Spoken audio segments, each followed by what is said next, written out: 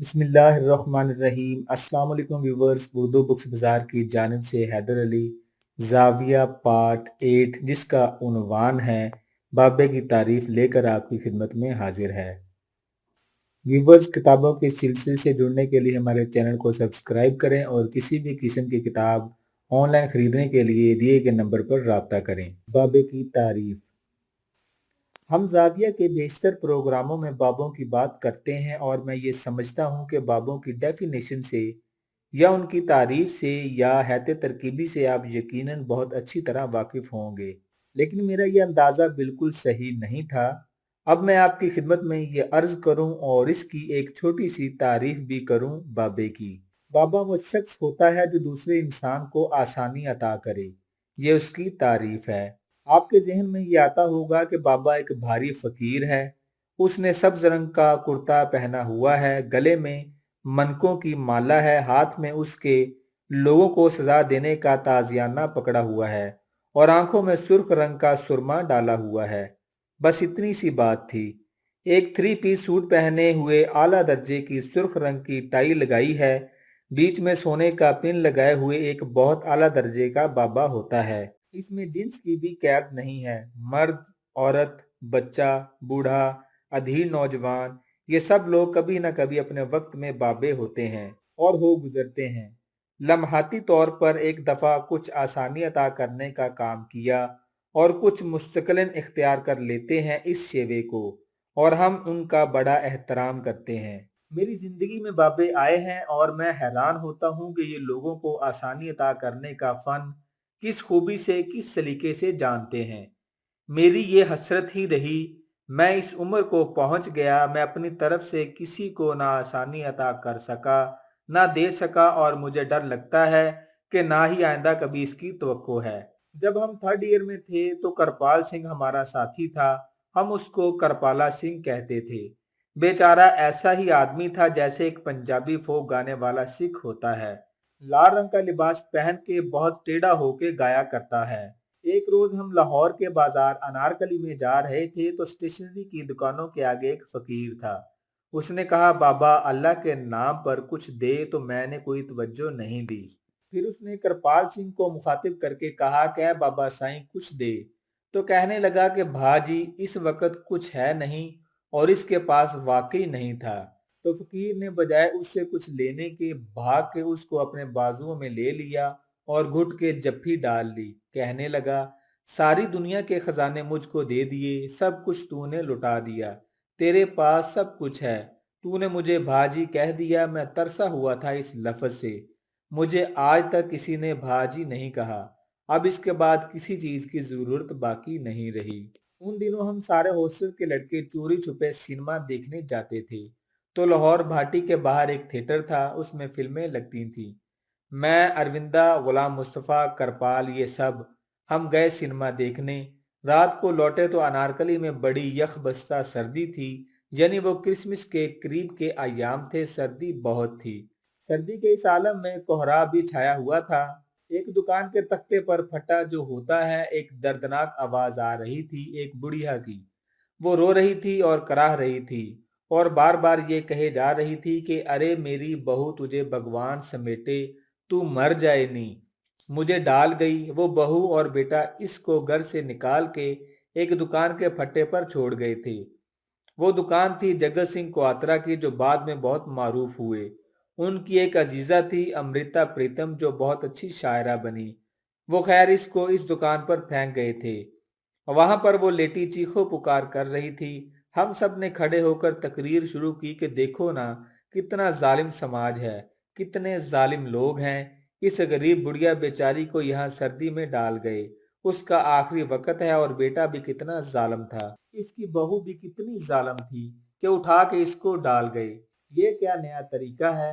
وہاں اروند نے بڑی تقریر کی کہ جب تک انگریز ہمارے اوپر حکمران رہے گا اور ملک کو سوراج نہیں ملے گا، ایسے غریبوں کی ایسی حالت رہے گی۔ پھر وہ کہتے ہیں حکومت کو کچھ کرنا چاہیے، پھر کہتے ہیں انات آشرم، کفالت خانے، مقیم خانے جو ہیں وہ کچھ نہیں کرتے، ہم یہاں کیا کریں۔ تو وہ کرپال سنگھ وہاں سے غائب ہو گیا۔ ہم نے کہا پیچھے رہ گیا یا پتہ نہیں کہاں رہ گیا۔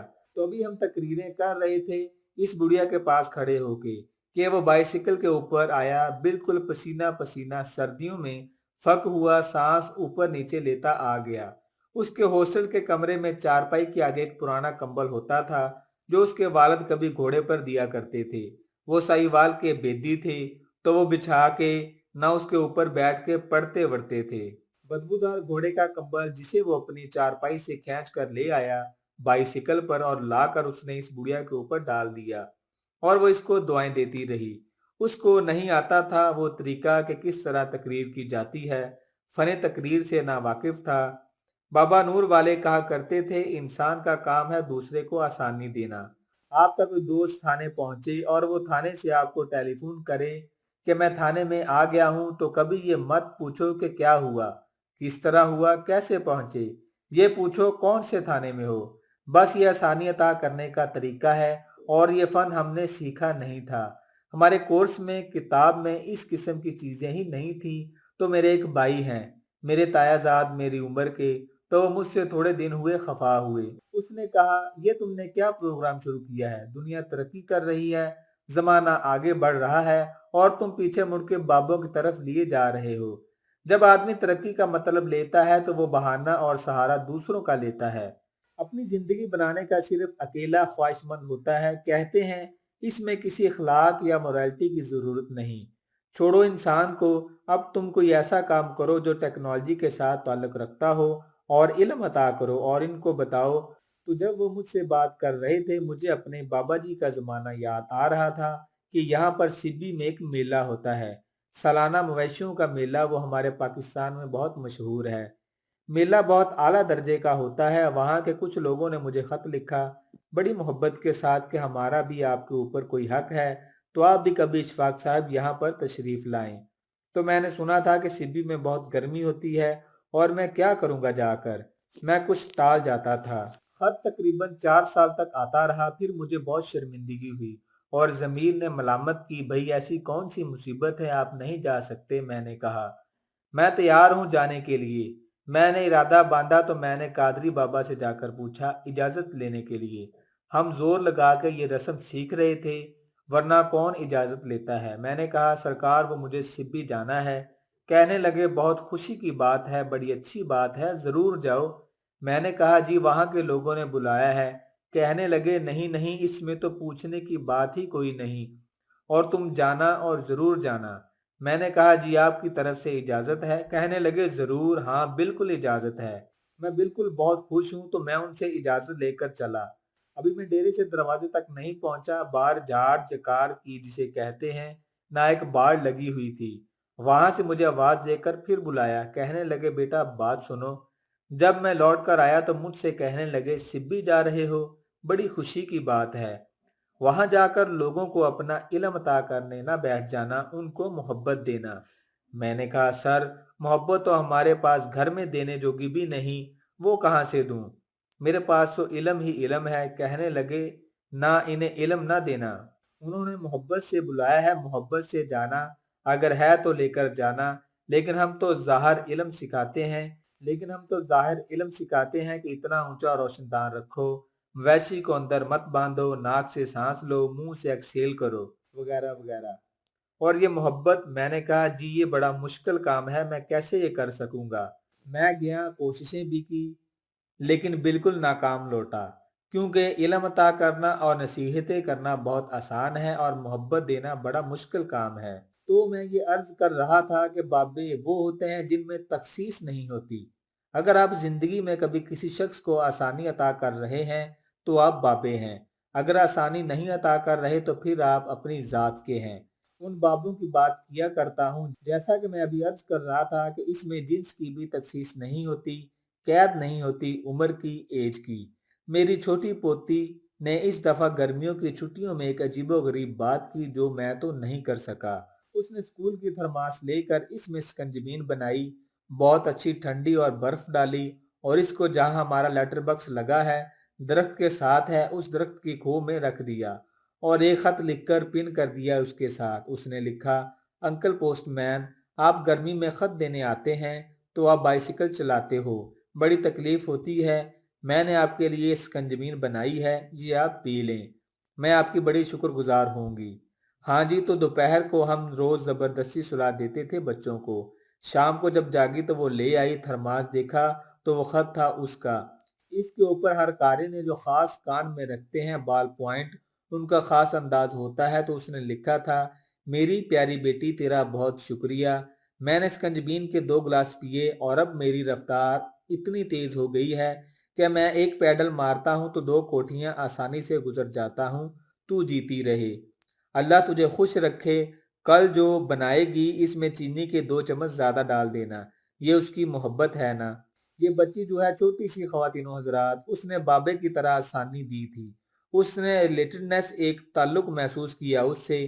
اس طرح سے میں کہا کرتا ہوں کہ ہماری زندگیوں میں، ہمارے اس جلتے ہوئے ماحول میں، تکلیفوں بھرے ماحول میں، آپ نے اکثر دیکھا ہوگا کہ دفاتر، سرکاری دفاتر سے، بیوروکریسی سے کوئی خیر نہیں پڑتی۔ لوگ بہت دکھی رہتے ہیں۔ اللہ کے فضل سے ہمارا ایک محکمہ ایسا ہے جو خیر بانٹتا ہے، اور میں اس سے بہت خوش ہوں۔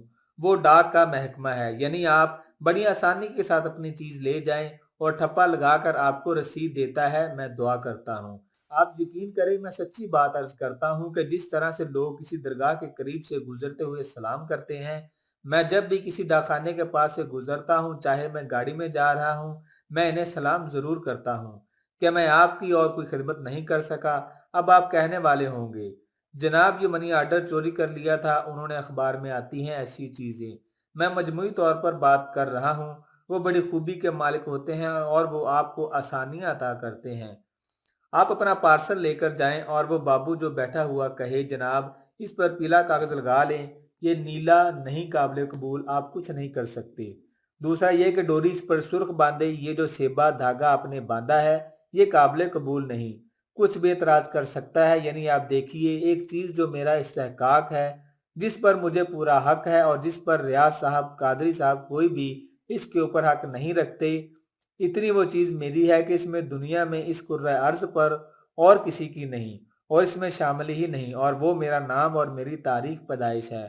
اگر مجھ کو وہ خدا نخواستہ تاریخ پیدائش دفتر سے لینی پڑ جائے، کئی دفعہ ڈیٹ آف برتھ نکلوانی پڑتی ہے نا، تو وہ کہتے ہیں اشفاق صاحب 6 مہینے کے اندر اتنی جلدی آپ کو کیسے نکال دیں گے؟ اب رویے کی بات ہے، وہ آسانی کی بجائے آبجیکشن لگا دیتے ہیں اس کے ساتھ۔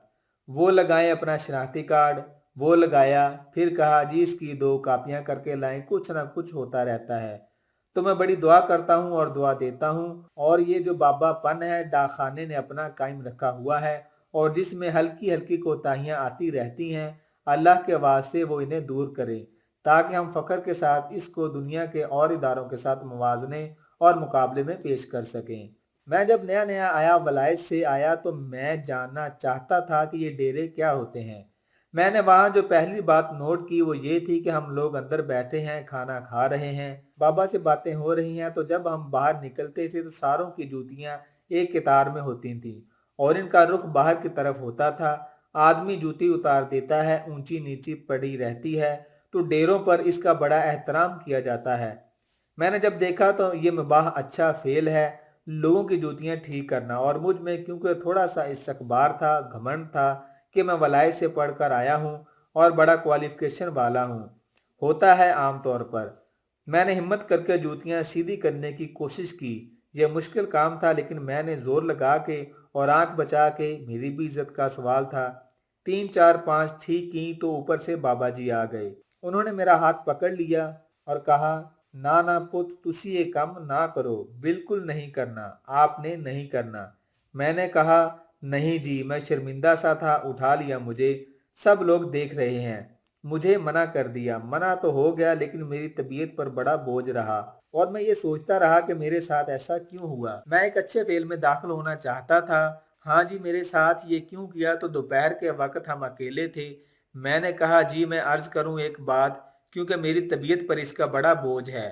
آپ نے ایسا کیوں کیا؟ انہوں نے کہا: یہ ٹھیک ہے، جو علم آپ کو عطا کرنا ہے وہ زیادہ بہتر ہے۔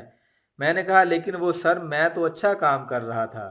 کہنے لگے: آپ کے لیے اس لیے ضروری نہیں تھا کہ ایسا فعل آپ کے تکبر میں اور اضافہ کر دیتا ہے، کیونکہ چند لوگ دیکھتے کہ جناب سبحان اللہ اشفاق صاحب یہ کام کر رہے ہیں، آپ نے اور پاٹے خاں بن جانا تھا۔ آپ اس کو دیکھیں، ہمارے ذہن میں بات نہیں آتی نا، بڑی دور کی بات ہے، نہیں آتی۔ تو اس لیے ہم نے ان لوگوں کی خدمت میں یہ عرض کیا، ہم ہرگز پیچھے کی طرف نہیں جا رہے ہیں، ہم تو بہت آگے ذرا زیادہ ایڈوانس جا رہے ہیں۔ ہم لوٹ کے آنا چاہتے ہیں اس استحکام اور مضبوطی کی طرف جو کسی زمانے میں ہمارا ترہ امتیاز تھا۔ ہمارے ایک یہاں پروفیسر تھے، بہت اچھی سائیکالوجی کے بھلے آدمی۔ میرا بھانجا ان سے پڑھتا تھا تو ایک دن وہ آیا، کہنے لگا ماموں وہ ہماری ایکسٹرا کلاسیں لیتے ہیں شام کے وقت، اور 10 اسٹوڈنٹ ان کے پاس بیٹھ کر پڑھتے ہیں۔ امی تو پیسے نہیں دے سکتی، ابو کا ہاتھ کچھ تنگ ہے، تو آپ ایسا کریں کہ پروفیسر صاحب سے مل کر کچھ طے کریں۔ ابو کہتے ہیں کہ ہم ان کو 500 روپے دے سکتے ہیں۔ تو میں ان پروفیسر صاحب کے پاس گیا، شام کے وقت گھاس پر پرانے انداز میں بیٹھے ہوئے پڑھا رہے تھے، بڑے انعماق اور لگن کے ساتھ۔ تو میں نے گستاخی کی، میں نے کہا پروفیسر صاحب میں آپ سے بات کرنا چاہتا ہوں۔ تو وہ کہنے لگے اچھا۔ وہ چھوڑ کے آئے۔ میں نے کہا میں آپ کے پاس ایک درخواست لے کر آیا ہوں، آپ مجھے جانتے ہیں؟ کہنے لگے ہاں جی ہاں، آپ کو بہت اچھی طرح سے جانتا ہوں۔ تو میں نے کہا آپ سے یہ درخواست کرتا ہوں کہ یہ میری بہن بہت زیادہ صاحب حیثیت نہیں ہے، وہ صرف 500 روپے آپ کو دے سکے گی۔ کہنے لگے اشفاق صاحب مجھے پڑھانے کے پیسے تو ملتے ہیں۔ میں نے کہا وہ دوسرے لڑکے آپ کو زیادہ دیتے ہوں گے؟ کہنے لگے نہیں، مجھے سرکار سے ملتے ہیں، میری تنخواہ ہے۔ میں نے کہا وہ تو کالج میں پڑھانے کے ملتے ہیں، یہ تو آپ ایکسٹرا پڑھا رہے ہیں۔ کہنے لگے no, all the time teacher is teacher, وہ صبح پڑھائے یا شام، اس کے پیسے تو مجھے سرکار دیتی ہے۔ یہ آپ کو کس نے کہہ دیا کہ میں 500 روپے لیتا ہوں؟ آپ تو مجھے شرمندہ کر رہے ہیں، یہ تو میرا فرض ہے اور یہ میری محبت ہے، اور یہ بڑی محبت کے ساتھ لوگ آئے ہیں۔ تو وہ پروفیسر تھے جو آسانی عطا کرتے تھے اور ان کے پاس اور کلاسیں آتی رہیں۔ میں ان کو دیکھتا رہا اور ان کو سلام کرنے جاتا رہا، کیونکہ وہ بھی ایک بابا تھے۔ جس طرح میری پوتی ایک بابا ہے، میں اسے سلام کرتا ہوں، ڈاک خانہ ایک بابا ہے۔ یہ ایک استعارہ ہے جس میں سچ مچ لوگ بھی ہوتے ہیں، لیکن ذرا سا جھٹکا اس لیے لگتا ہے کہ اس میں امپوسٹرز تو ضرور آ ہی جاتے ہیں، جعلی بندے شامل ہو ہی جاتے ہیں۔ جس طرح کئی دفعہ ٹھگ جو ہوتا ہے وہ فوجی میجر کی وردی پہن کر دکان چیک کرنے چلا جاتا ہے کہ تمہارے کیا حساب و کتاب ہے، اور گلے میں سے 1000 روپے کھسکا کے لے آتا ہے۔ تو آپ کو یہ نہیں کہنا چاہیے کہ جو میجر ہوتا ہے وہ ٹھگ ہوتا ہے، اس لیے آرمی میں سے میجر کا رینک نکال دیں، نہیں یہ بات نہیں۔ امپوسٹر جو ہے، ٹھگ جو ہے وہ اپنے انداز کا ہے، ویسا ہی رہے گا۔ آپ کو اب یہ دیکھنا ہے، اور ذرا سا اس کا آسان ٹیسٹ یہ جو آپ اپنی ذات پر بھی اپلائی کر سکتے ہیں کہ اس نے کسی سطح پر کسی طرح سے کسی طریقے سے بنی نوع انسان کو آسانی عطا کی یا نہیں۔ آپ نے اپنے بچپن میں دیکھا ہوگا آپ کے محلے کے، آپ کے گاؤں کے، آپ کے قصبے کے یا آپ کے شہر کے بزرگ جو تھے وہ جب راہ چلتے تھے تو اپنی چھڑی کے ساتھ کوئی کیلے کا چھلکا پڑا ہوا ہے یا کوئی ایسی گری پڑی چیز، اینٹ روڑا ہٹاتے چلے جاتے ہیں۔ ہم نے کبھی ایسا نہیں کیا۔ بد نصیبی ہے جس دن اپنی چھڑی کے ساتھ ایک اکیلا آدمی اس علائش کو دور کرتا چلا جائے گا، اور مجھے یقین ہے کہ وہ پیچھے چلنے والے آتے جائیں گے اور ملتے رہیں گے۔ ہماری یہ کوتاہی رہی ہے کہ ہم اس کے بارے میں علم تا کرنے کی کوششیں کرتے ہیں۔ وہ بابا جی نے جو کہا تھا کہ علم تا کرنے نہ بیٹھ جانا، ان کو محبت دینا۔ آپ کو مجھ سے محبت دینے کی ضرورت ہے، ورنہ علم اندر نہیں جاتا۔ وہ پروفیسر جو گھاس پر بیٹھ کے لڑکوں کو پڑھاتا تھا، اس کا علم جاری رہا تھا، وہ اس لیے کہ اس کے پاس ایک ایسا پرنالہ تھا جو محبت کا تھا اور پھسل پھسل کر لڑکوں میں داخل ہو رہا تھا، اور یہ اس کے بغیر نہیں ہوگا۔ خواتین و حضرات، آج ہلکی سی وضاحت یہ بابے کی ہوئی، اور آپ کے ذہن سے بہت سے شکوک میرا خیال ہے دور ہوتے رہیں گے۔ نہ ہوتے ہوں تو کوئی ایسی بری بات نہیں ہے، شکوک کے ساتھ لے کر چلنا ہی اچھی بات ہے، کیونکہ شک جو ہے خلاف ایمان نہیں ہے، ایمان کا ایک حصہ ہے۔ کیونکہ اس کے ذہن میں شک پیدا ہوگا جو ایمان والا ہے، اللہ کو مانتا ہے، تو اس میں ایسی کوئی بات نہیں۔ لیکن مجھے خوشی ہے کہ ہر ہفتے آپ سے ملاقات ہو جاتی ہے، اور کچھ ایسی باتیں ہو جاتی ہیں جو میں اپنے لیے جاننا نہیں چاہتا، کیونکہ یہ آپ کا حصہ ہے۔ اللہ آپ کو آسانیاں عطا فرمائے اور آسانیاں تقسیم کرنے کا شرف عطا فرمائے۔ جزاک اللہ۔ ویورز، میں امید کرتا ہوں کہ میری آج کی ویڈیو آپ کو پسند آئی ہوگی۔ مزید اس طرح کی اچھی اچھی ویڈیو دیکھنے کے لیے ہمارے چینل کو سبسکرائب کریں، ویڈیو لائک کریں، شیئر کریں، اور ہمیں کمنٹ کر کے اپنی رائے کا اظہار ضرور کیا کریں۔ اللہ آپ کا حامی و ناصر ہو۔ جزاک اللہ۔